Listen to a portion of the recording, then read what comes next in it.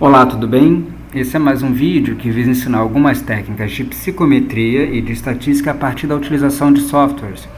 Esse vídeo, na verdade, vai ser dividido em dois vídeos diferentes. O primeiro vídeo falará sobre coeficiente de validade de conteúdo, que em um momento anterior eu já até expliquei, e o segundo vídeo vai falar sobre redução instrumental a partir de algumas técnicas da teoria de resposta ao item, TRI. Bom, esses vídeos são todos um oferecimento do IBNEC, do IBNeuro da Nova, e nesse momento eu vou utilizar esse PowerPoint aqui para nos dar uma ajuda. Bom, do que se trata validade de conteúdo? Bom, validade de conteúdo faz parte de um tipo de validade, e se nós tivéssemos que colocar duas palavras relacionadas à psicometria, a primeira certamente seria validade, que como é classicamente definido como uma resposta à seguinte pergunta: será que esse instrumento mede de fato aquilo que ele se propõe? Isso é validade. E a segunda grande palavra é justamente precisão ou reliability, que é justamente a consistência interna de um instrumento. Se fosse uma balança, será que esse instrumento seria tão preciso na medição daquele item ou daquele construto? Bom, vamos lá. Eu estou aqui falando sobre um instrumento que tem 54 itens, chama-se TEG, Tendência Empreendedora Geral, e esse instrumento foi criado em 1991 nos Estados Unidos pelo pessoal da administração. Bom, quando eles construíram esse instrumento, eles partiram do pressuposto que eles fariam 54 itens dicotômicos, no caso a pessoa marcaria sim ou não. Esses 54 itens mediria a tendência empreendedora que uma pessoa tem. Pode ter mais ou pode ter menos. Normalmente, na maior parte das vezes, as pessoas que constroem instrumentos que meçam algum traço latente não são psicometristas. Então eles vão tendo o que a gente chama de validade aparente ou validade de face. Eles têm um conjunto de itens que mais ou menos dizem respeito àquilo que eles querem saber, e eles aplicam esse instrumento num pool de pessoas e depois eles vão criando normas, eles vão criando pontos de corte. Não quer dizer que um instrumento seja ruim, mas muitas vezes ele não passaria pelos critérios mais básicos em relação à psicometria, que são justamente técnicas quantitativas para que nós tenhamos medidas ou indicadores sobre a validade e técnicas quantitativas para que nós tenhamos algum indicador sobre a precisão ou consistência interna do instrumento. Bom, aqui nesse nosso PowerPoint, que dessa vez eu tomei vergonha na cara e preparei, eu até coloquei de um artigo que saiu no ano de 2011, uma espécie de passo a passo sobre como criar um bom instrumento em relação à sua validade, que é justamente você ter um critério para a seleção dos itens, é você fazer um rascunho de todas as instruções, é você selecionar especialistas que possam te ajudar em relação à construção daquele instrumento, e por aí vai. Isso tudo vai estar no site da Nova, mas uma pergunta muito clara que os psicometristas fazem é justamente a seguinte: bom, você quer medir um traço latente qualquer, um θ, no caso empreendedorismo. Você vai construir do zero um instrumento, ou você vai simplesmente adaptar um instrumento já existente num contexto diferente para o contexto brasileiro? Aqui na PUC tem um professor chamado Cristiano Fernandes, inclusive, que ele fala que essa adaptação não pode ser somente uma tradução.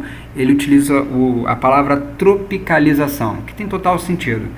Justamente imagina só que eu pergunte para alguém quanto ele se sente ao ver neve. Bom, aqui no Brasil não neva tanto quanto neva na Rússia, por exemplo, então isso não vai ter uma boa validade. Ou seja, eu vou criar um instrumento somente traduzido que não vai estar adaptado à realidade brasileira. Então, uma das formas que a gente tem de fazer com que esses instrumentos que estão lá fora, ou seja, num contexto diferente, venham para o Brasil e preservem a sua validade é um procedimento chamado retrotradução.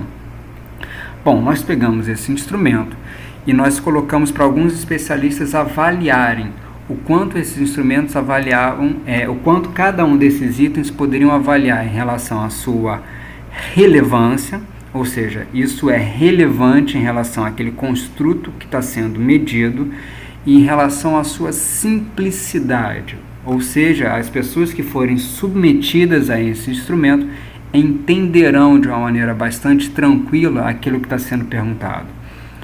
Nós fizemos isso com 11 especialistas. Então, se a gente tivesse que fazer um passo a passo em relação ao coeficiente de validade de conteúdo, é necessário ter um instrumento, 2, retroduzir esse instrumento.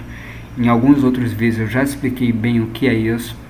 Item 3, formar um painel de especialistas que possam avaliar cada um desses itens em relação a alguns critérios que os pesquisadores elenquem ou elejam como fundamentais. Aqui no caso, um critério endereça justamente a validade, que é saber se cada um desses itens avalia de fato aquilo que se propõe, e depois a simplicidade de cada um desses itens. Bom, uma notícia ruim, isso foi feito a posteriori. Então, em algum momento esse instrumento, naquela versão que não era das melhores, já foi aplicado.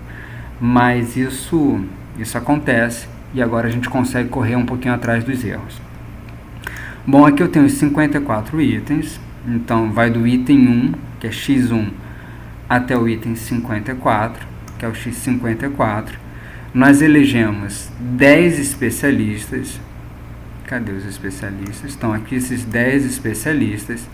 Esses especialistas todos, eles têm uma aderência em relação à área, então são da administração. Todos eles trabalham com assuntos relacionados a empreendedorismo e têm uma carreira acadêmica e uma carreira também prática voltada a esse tema. Então são pessoas que foram eleitas a partir desses critérios. Eles viram cada um desses itens e avaliaram se o item tinha alguma coisa a ver com empreendedorismo numa escala que ia de 1, ou seja, 1 esse item não mede nada, até 5. 5 esse item mede muita coisa, esse item mede totalmente aquilo que ele se propõe. Bom, coeficiente de validade de conteúdo é dado por essa fórmula aqui.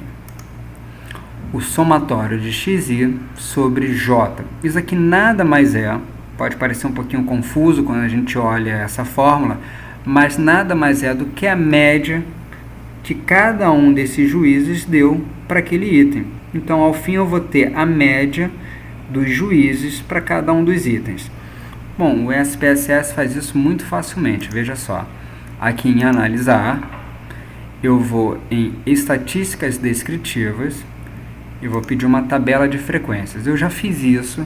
Então, aqui desse lado direito, eu coloquei os 54 itens que esses especialistas viram em relação àquela primeira pergunta, se esse item está medindo de fato aquilo que ele se propõe. Bom, as estatísticas eu vou pedir a média, vou continuar e vou pedir para que o SPSS analise. Quando ele faz essa análise, ele vai me mostrar 54 tabelas, né? Ou seja, para cada um desses itens, eu tenho a média deles. Eu quero saber o geralzão. Então, o que eu vou fazer? Eu vou na primeira tabela, e a primeira tabela vai mostrar que não tenho nenhum caso ausente, nenhum missing case. 11 especialistas avaliaram do item 1 até o item 54. Nessa videoaula, eu vou utilizar 3 programas diferentes. Eu vou utilizar o SPSS, que é esse que eu estou usando agora, é pago. Vou utilizar o Excel, que é pago, e o R, que é gratuito. Bom, aqui eu tenho a média de cada um desses itens e eu vou copiá-los.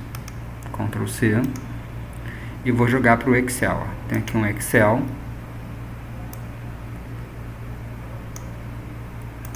Colar.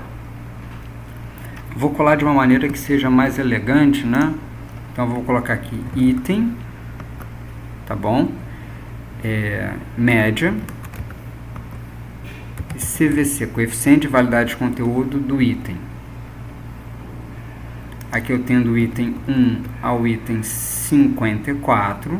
Então eu vou colocar aqui nesse meu vetor os 3 primeiros números e vou arrastar lá para baixo. Então eu tenho do item 1 ao item 54, que é a minha versão original do instrumento. E eu vou ter também 54 médias, que é justamente os valores médios que cada um desses itens teve em relação à sua validade dado por 11 juízes. Eu vou aqui transpor, ó. Beleza. Eu vou excluir. Então aqui eu tenho, olha só, juízes foram 11. E a minha escala ia de 1 até 5. 1 significa que aquele juiz viu aquele item e falou, não mede nada. 5 significa que aquele juiz viu aquele item e falou, poxa, mede totalmente. E voltando aqui à nossa fórmula, veja só, somatório de xi sobre j nós já fizemos. Agora, o coeficiente de validade para cada um dos itens é justamente a média de cada um desses itens divididos pelo máximo possível que a minha escala Likert pode ir. No caso é 5. Igual a média, vou aqui dar um zoom para facilitar, a média de cada um dos itens divididos pelo máximo que a minha escala Likert pode ir. No caso é 5. Eu vou bloquear isso porque eu vou arrastar essa minha fórmula para o restante dos itens. Então, eu tenho aqui a média do item 1 divididos pelo máximo que a minha escala pode aceitar. Aqui nesse meu primeiro item eu tive um CVC de 0,63. Está ruim.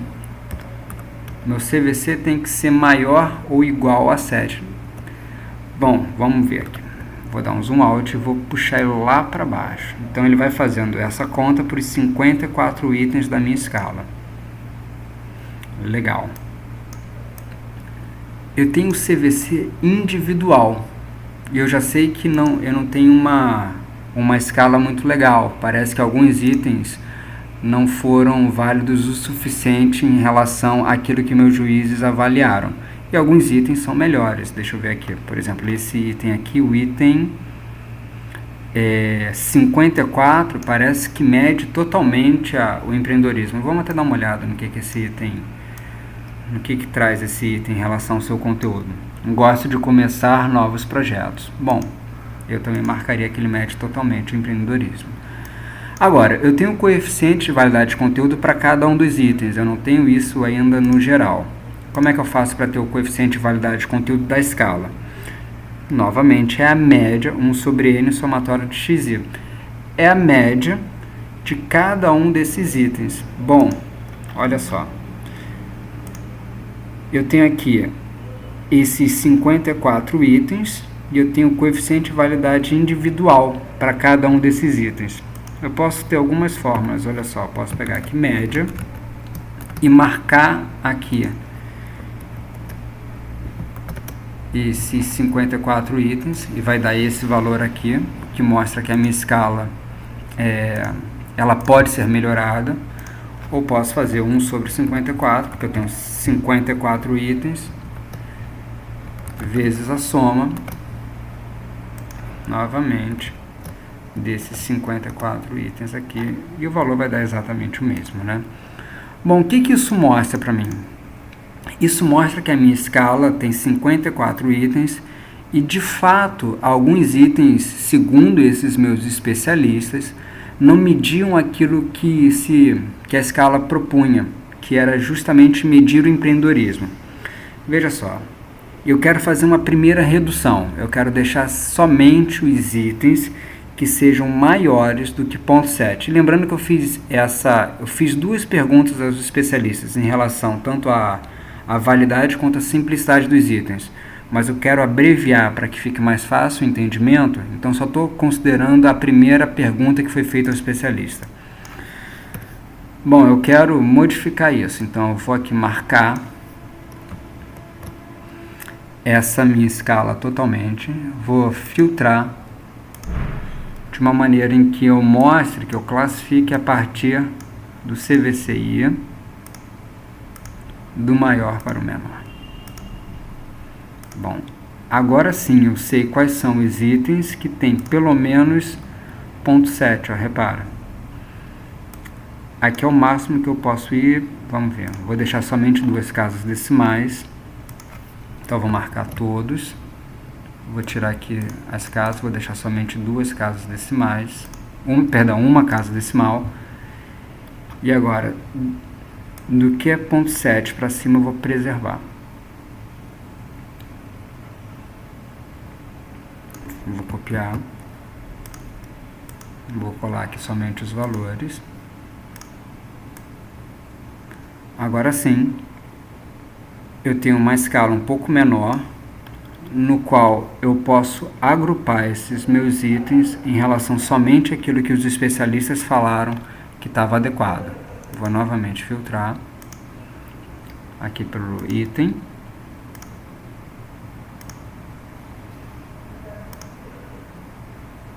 Engraçado que ele me arrumou aqui algumas casas decimais que eu não pedi para ele. Vamos voltar aqui. Beleza.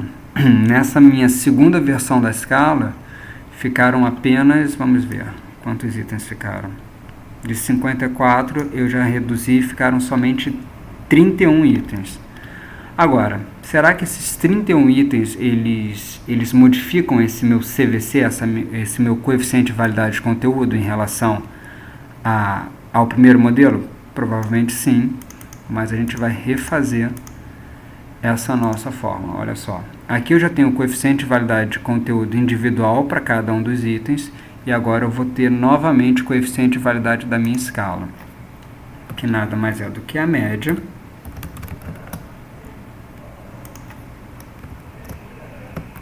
dos índices dos valores individuais.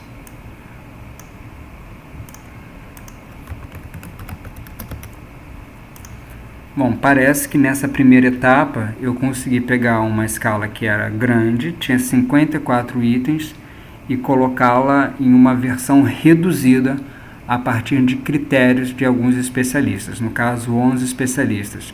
Certamente, se eu tivesse que aplicar essa escala agora para um novo público, eu aplicaria essa escala somente com esses itens aqui. Agora, eu tenho algumas outras perguntas, que são: será que essa escala é de fato suficientemente unidimensional? Ou seja, todos esses itens medem somente o empreendedorismo? Ou será que não? Será que tem alguma coisa acontecendo e esses itens medem certamente empreendedorismo, mas também facetas do empreendedorismo, ou seja, há mais do que uma única dimensão? Só para finalizar, esse instrumento, como eu falei, ele já foi aplicado. E ele já foi aplicado em algumas pessoas, no caso 147 pessoas, e eu coloquei aqui no R, eu estou utilizando aqui o RStudio, e eu já fiz essas análises todas, né? Eu coloquei as 147 observações da primeira aplicação desse instrumento com 54 variáveis. Eu vou pedir aqui um pacote chamado Psy. Todo psicometrista tem que ter esse pacote.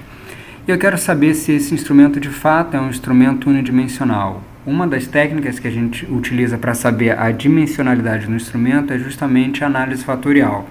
Se eu pedir uma análise fatorial aqui exploratória para esse instrumento, vamos ver qual vai ser a carinha que ela vai me dar. Ela vai me mostrar que com uma dimensão e eu não consigo aceitar esse modelo. Repara só, o modelo com uma dimensão é rejeitado. Então a hipótese que com uma dimensão, com um fator é suficiente, não foi aceita, foi rejeitada. Eu poderia então aqui pedir, a partir de uma técnica super simples, quantas seriam as dimensões suficientes para explicar a variabilidade desse instrumento. Bom, eu já estou vendo aqui pela análise fatorial que é uma coisa diferente. Análise fatorial e componentes principais são técnicas, não obstante os resultados serem próximos, são técnicas diferentes, são coisas diferentes. É um erro muito crasso achar que são as mesmas coisas. Já estou vendo aqui que esse meu instrumento tem mais do que uma dimensão. Repara que o primeiro alto valor igual a 1, alguns fatores passam por ele, e mesmo havendo uma grande diferença entre a distância do primeiro e do segundo alto valor, do segundo para o terceiro alto valor, parece que eu não posso aceitar que esse instrumento seja simplesmente unidimensional. Eu posso pedir uma paralela para isso e ele vai me dar uma medida um pouquinho mais interessante. Ele vai me falar quantas dimensões. Dimensão não é bem a mesma coisa que construto, apesar de ser muito próximo, mas ele vai me dar, e novamente tem a ver com análise de componentes principais e análise fatorial. Ele vai mostrar aqui que, olha só, eu deveria ter no mínimo 9 fatores para esse meu instrumento. Bom, 9 fatores para esse meu instrumento, grandão. eu já fiz uma primeira redução baseado naquilo que os meus juízes acreditavam que o meu instrumento estava medindo, ou seja, eu selecionei de 54 itens e menos itens, no caso 31, 32 itens, agora eu não lembro, que passaram por esse crivo do juiz. Agora a nossa pergunta vai ser, será que esses itens todos são unidimensionais? Bom, esse é o conteúdo para o próximo vídeo, no qual eu vou utilizar alguns pacotes aqui do R. Lembrando que esses conteúdos todos são oferecimento do IBNEC, do IBNeuro e da Nova, e esses slides aqui estarão disponíveis no site da Nova, que vão estar na descrição desse vídeo no YouTube. Um grande abraço para vocês.